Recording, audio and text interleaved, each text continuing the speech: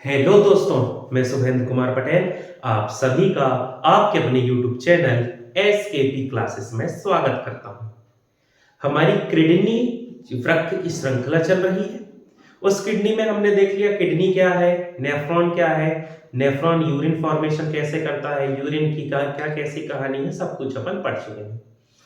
ठीक, अब यदि अपन बात करें किडनी की, तो अब जो चीजें हमारे सामने आएंगी वो ये है कि किडनी में होने वाली बीमारियां, कि किडनी में कौन कौन से रोग होते हैं, क्या होता है, कैसा क्या सिस्टम है जो किडनी को इफेक्ट करता है, उन्हीं सबको हम धीरे धीरे पढ़ना चालू करते हैं। ठीक, अब उसके पहले कुछ दो चार फैक्ट है जो आप चाहें तो अपन थोड़ा डिस्कस कर लेते हैं। जैसे यदि अपन बात करें विटामिन की, तो आपको ये याद होगा, लीवर में पढ़ चुके हैं, बस मैं क्विक रिवीजन कर रहा हूं। विटामिन बी मतलब पूरा बी कॉम्प्लेक्स और विटामिन सी, ये दोनों विटामिन जो है ये वाटर सॉल्यूबल है, जल के साथ घुलनशील है, वाटर सॉल्यूबल है।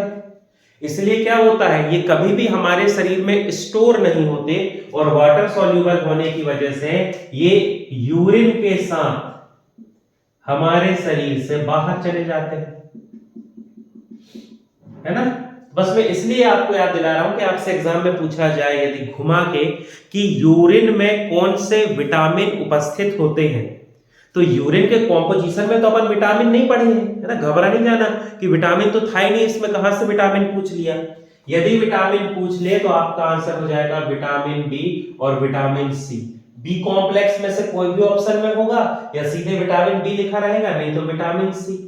ये सभी विटामिन यूरिन के साथ शरीर से बाहर हो जाते हैं, तो यूरिन में ही उपस्थित होंगे।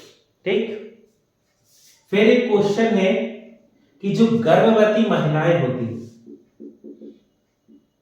प्रेग्नेंट लेडी या गर्भवती महिलाएं जो हैं, उनके यूरिन में कौन सा नाइट्रोजनस सब्सटेंस होता है, उनके यूरिन में कौन सा नाइट्रोजनस प्रोडक्ट या वेस्ट भी कह सकते हो, पर यहां पर प्रोडक्ट कह देंगे, कौन सा नाइट्रोजनस प्रोडक्ट होता है, तो आपका आंसर हो जाएगा केरेटिन।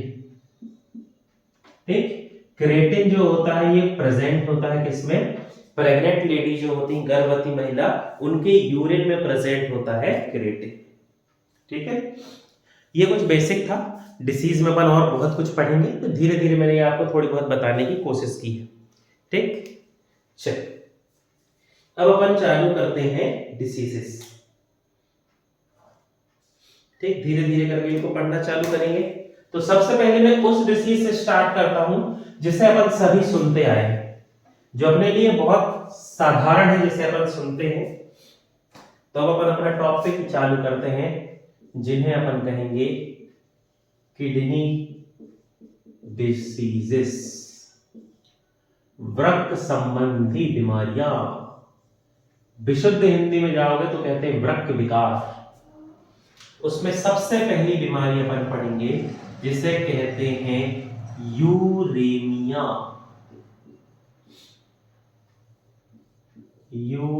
यूरेमिया,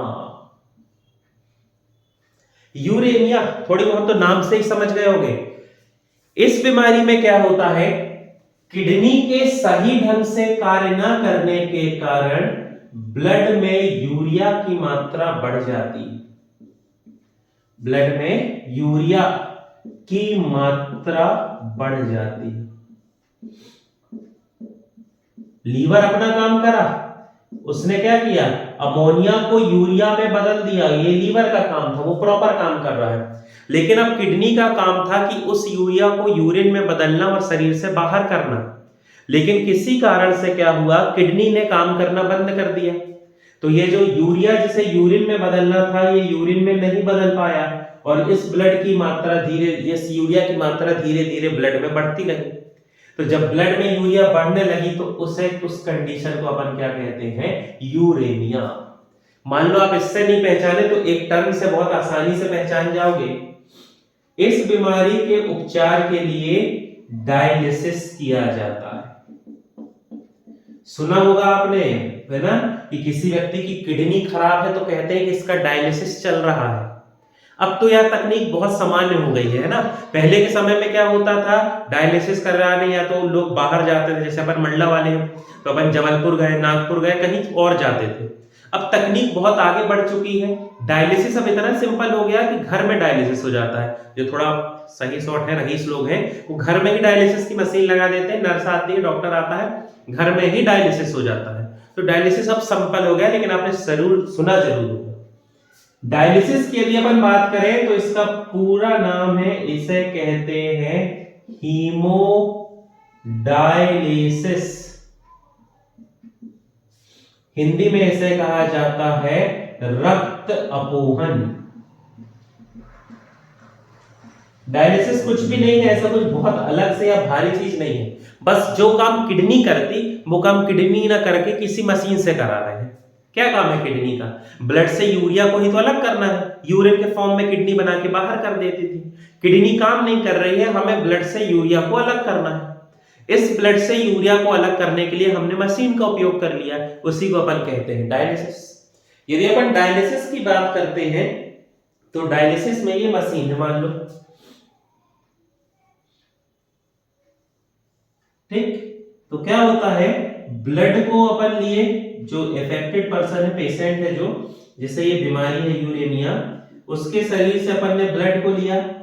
इस ब्लड में अत्यधिक मात्रा में क्या है, यूरिया। किडनी काम नहीं कर रहे हैं, ये वो मशीन है समझ लो जिसमें ये काम होना था। इसकी ये जो मेम्ब्रेन है, ये मेम्ब्रेन एक विशेष प्रकार के, एक अलग टाइप के सब्सटेंस की बनी होती है, जिस मेम्ब्रेन का नाम है सेलोफेन। सेलोफोन से याद रख लेना, सेलोफेन मेम्ब्रेन।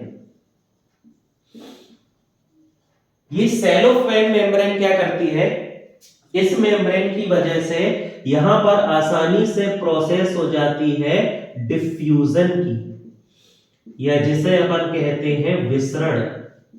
आसानी से यहां पर विसरण की प्रक्रिया होती है, और जो ब्लड आया था, जिस ब्लड में यूरिया है, डिफ्यूजन से क्या करते हैं, इस यूरिया को मेम्ब्रेन की मदद से कर दिया जाता है बाहर। जब ये यूरिया बाहर हो गई तो ये ब्लड अब प्योर हो गया, शुद्ध हो गया, साफ हो गया। इस ब्लड को वापस क्या करते हैं, जो पेशेंट है उसकी बॉडी में फिर से पहुंचा दिया जाता है।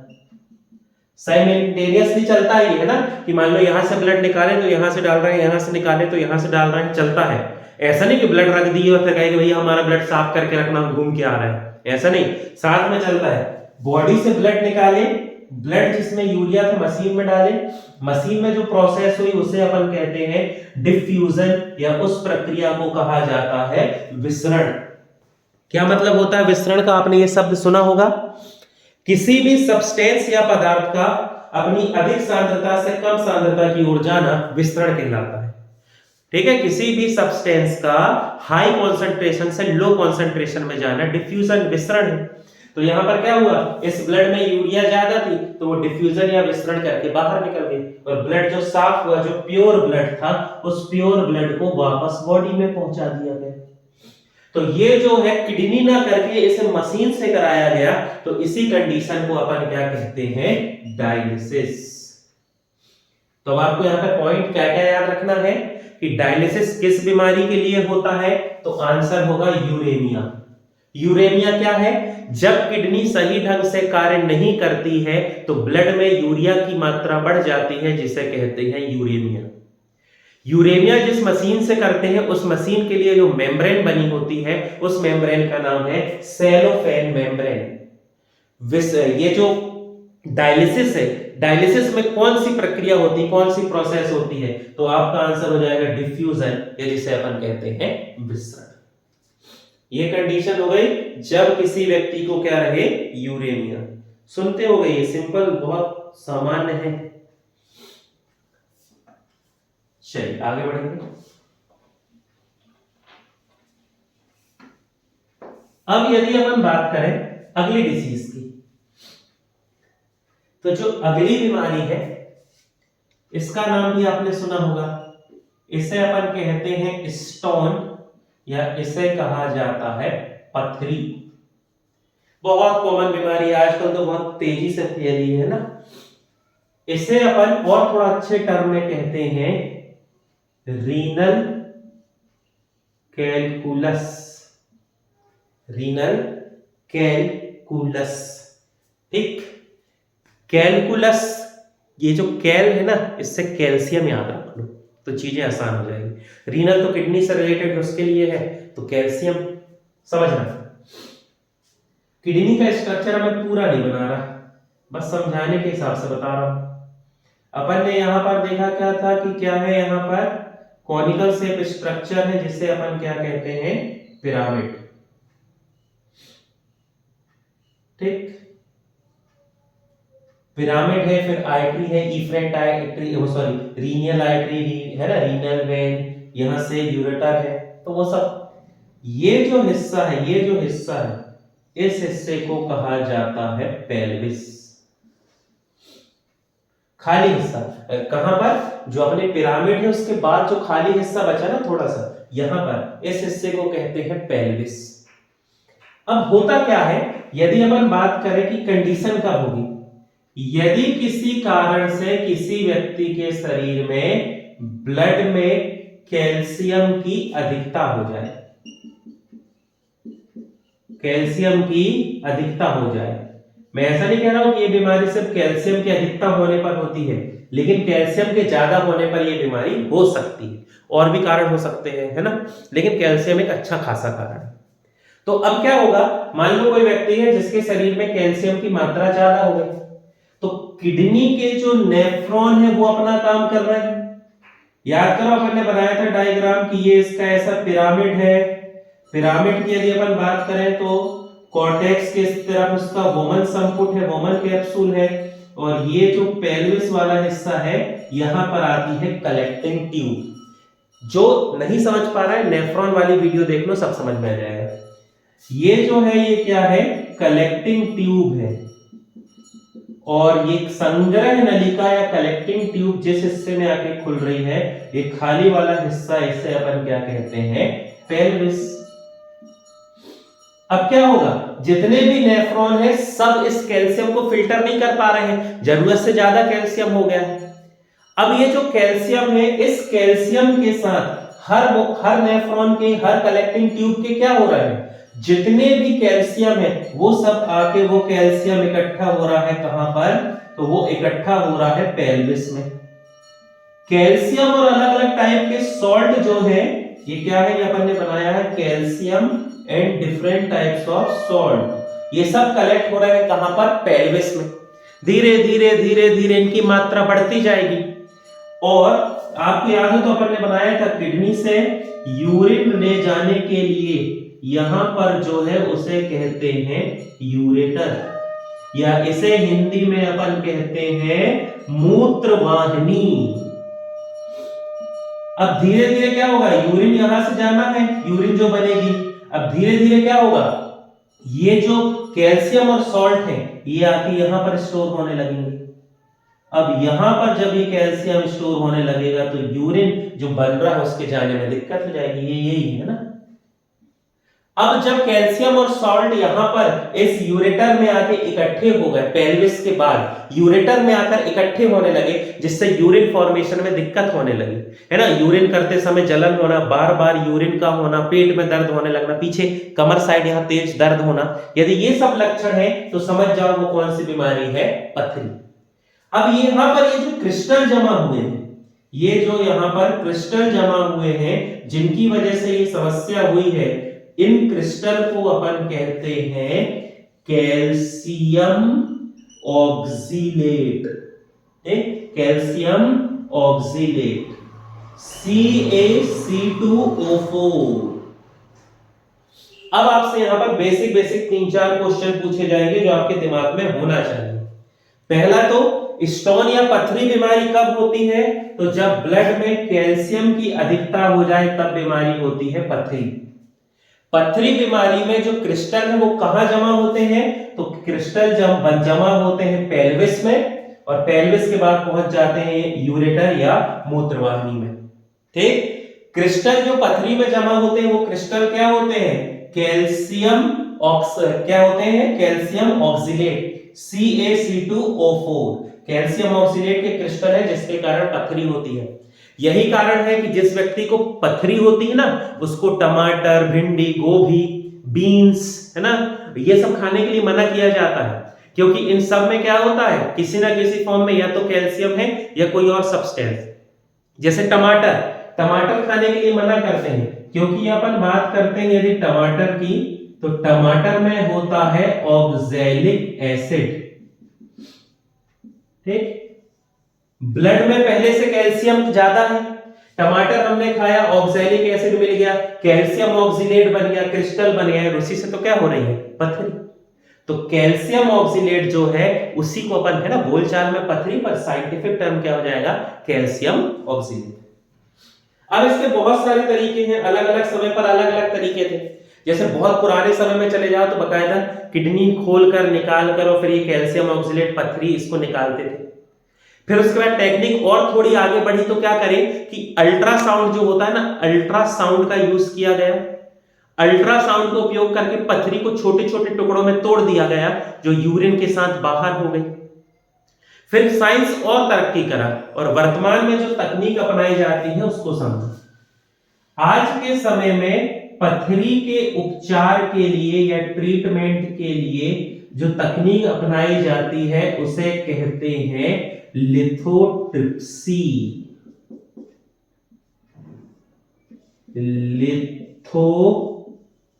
लिथोट्रिप्सी, है ना। बोलचाल में आपने सुना होगा कि आजकल पथरी के लिए लेजर ऑपरेशन हो जाता है, सुना होगा। लेजर ऑपरेशन बोलचाल में कहते हैं, लेकिन असल में होता क्या है समझना। जब पथरी के उपचार के लिए, पथरी के ट्रीटमेंट या उपचार के लिए गामा किरण का उपयोग किया जाता है, गामा रेस, या जिसे अपन कहेंगे गामा किरण का उपयोग किया जाता है, तो उस तकनीक को हम कहते हैं लिथोट्रिप्सी। ठीक है, एक पाइप डालते हैं, उस पाइप से क्या होता है, उस पाइप से अंदर पहुंचाते हैं वो गामा किरण, गामा रेस पथरी को छोटे छोटे टुकड़ों में तोड़ देती है। फिर उसी पाइप से छेद करते, जो गड्ढा करते हैं उसी से डालते हैं एक, समझ लो कुछ पकड़ने के लिए, और उससे खींच के पथरी वापस बाहर ले आते हैं, है ना। फिर उसके बाद किडनी को फिर वो रिपेयर करके मरम्मत करके वापस लगा दी। इसलिए आप देखना आज के समय में यदि किसी का स्टोन या पथरी का ऑपरेशन होता है तो एक डिब्बे में भर के पथरी दे देते हैं, कहते हैं भैया तुम्हारे इतने एमएम की पथरी थी। तो यहां जो स्टोर हुआ है ना ये क्रिस्टल, ये कितने मिलीमीटर का है, इसी को एमएम कहते हैं कि भैया 10 एमएम, 5 एमएम, 18, 15 कितने एमएम का है, तो वो जो है एमएम निकाल के दे देते हैं। क्यों? क्योंकि आजकल उसको तोड़ते नहीं है कि यूरिन के साथ निकल जाए, उसको सीधे बाहर निकाल देते हैं। इस तकनीक को कहा जाता है लिथोट्रिप्सी, जिसे आपने बोलचाल में लोगों के मुंह से कहते सुना होगा लेजर ऑपरेशन। कहते हैं आजकल जल्दी हो जाता है इलाज, लेजर ऑपरेशन हो जाता है, सुबह ऑपरेशन हुआ शाम की छुट्टी, तो वो लिथोट्रिप्सी है। तो वह तकनीक जिसमें गामा किरण का उपयोग होता है उसे हम कहते हैं लिथोट्रिप्सी। और लिथोट्रिप्सी सबका उपचार नहीं है, लिथोट्रिप्सी जो है ये सिर्फ और सिर्फ उपयोग होगा किसके लिए, स्टोन या पथरी के उपचार के लिए, वो भी वह पथरी जो किसकी है, किडनी की है। बाकी पथरी तो और भी होती हैं, जैसे गॉल ब्लैडर की हो जाती, पित्त की पथरी कहते हैं, पित्ताशय की, तो उसका ट्रीटमेंट अलग है, वो फैट ऐड के कारण होती है, उसकी कहानी अलग। ठीक है, तो ये दो बड़ी बीमारी, इसलिए मैं बहुत डिटेल में समझा रहा था। उम्मीद करता हूं मैं भैया इसको आप अच्छे से समझ गए होंगे। चलिए आगे बढ़ते हैं। अब यदि अपन बात करें तो आपने एक बीमारी और सुनी होगी, हालांकि वो हड्डी से संबंधित है वो बीमारी, लेकिन फिर भी सुना होगा। उस बीमारी का नाम है गॉट, या उसे कहा जाता है गठिया। घर की भाषा में गठियावात कह देते हैं, है ना। आप यदि पर्टिकुलर कभी गांव साइड जाओ तो उन लोग गठियावात कह देते हैं, ठीक है, वही सही है। बाकी गॉट या उसको क्या कहते हैं अपन, गठिया। समझना, जब किडनी सही ढंग से कार्य नहीं करती है, ठीक है, तो किडनी के सही ढंग से कार्य न करने पर ब्लड में यूरिक एसिड के क्रिस्टल जमा हो जाते हैं। यूरिक एसिड के क्रिस्टल जो है ये स्टोर हो जाते हैं कहां पर, ब्लड में। किडनी बहुत ज्यादा खराब हो गई, काम नहीं कर पा रही है, तो ब्लड में यूरिया मिल जाएगा, जिसको यूरेमिया कहते हैं। इसके पहले के पहले फर्स्ट बीमारी जो पढ़े थे। लेकिन किडनी कम मात्रा में, मतलब खराब तो हुई है पर कम, तो क्या होगा, वो जो ब्लड में 0.4% यूरिक एसिड था ना, उस यूरिक एसिड को शरीर से बाहर नहीं कर पाएगी। याद करो, यूरिन के कॉम्पोजिशन में अपन ने क्या पढ़ा था, 95% वाटर, 2% सॉल्ट, 2.6 यूरिया और 0.4% यूरिक एसिड। वो जो 0.4% यूरिक एसिड है, उसे किडनी फिल्टर करके बाहर यूरिन के साथ नहीं कर पा रही है, तो क्या होगा, ये यूरिक एसिड के क्रिस्टल स्टोर हो जाएंगे, संग्रहित हो जाएंगे हमारे ब्लड में। अब यूरिक एसिड के ये जो क्रिस्टल है, ये धीरे धीरे क्या है, ब्लड फ्लो हो रहा है। अब ब्लड फ्लो होते होते जो मान लो जो अपने जॉइंट हैं या जो हिस्से ज्यादा मुड़ते हैं, जहां अपन ज्यादा कॉन्ट्रैक्शन रिलैक्सेशन करते हैं, जो वो वाले जो हिस्से हैं, वहां क्या होगा, ये जो क्रिस्टल है ये जाकर धीरे धीरे इकट्ठे हो जाएंगे, है ना। जैसे मान लो यहां से ब्लड जा रहा तो सीधे आता जाता ठीक था, लेकिन मुड़ रहा है, इसको सब मुड़ना है, तो क्या होगा, यहां पर धीरे धीरे आके किसके, यूरिक एसिड के क्रिस्टल जमा हो जाएंगे। अब जब यूरिक एसिड के क्रिस्टल जमा हो जाएंगे लंबे समय तक किसी स्थान पर, तो वहां पर ब्लड नहीं पहुंचेगा। यदि वहां पर ब्लड नहीं पहुंचेगा मतलब ऑक्सीजन नहीं पहुंचेगी, और ऑक्सीजन नहीं पहुंचेगी मतलब वो मसल काम नहीं कर पाएगी। तो धीरे धीरे जहां पर यूरिक एसिड जमा है, 2-4-10 साल में वो हिस्सा काम करना बंद कर देगा। इसलिए आप देखना, किसी को गठिया होता है ना, तो उसके हाथ ऐसे धीरे धीरे धीरे धीरे ऐसे मुड़ने लगते हैं, मतलब बहुत सालों में, 5, 10, 15, 20 साल में ऐसे हैं। और मान लो गठिया में हाथ प्रभावित हुआ है, तो धीरे धीरे ये जो पंजा है ना, ये ऐसे मुड़ने लगे, फिर ये सीधे नहीं होते। क्यों? क्योंकि जितने भी जॉइंट है, यहां पर यूरिक एसिड इतना जमा हो गया है कि वो वहां की मसल्स में ब्लड नहीं पहुंचने दे रहा है।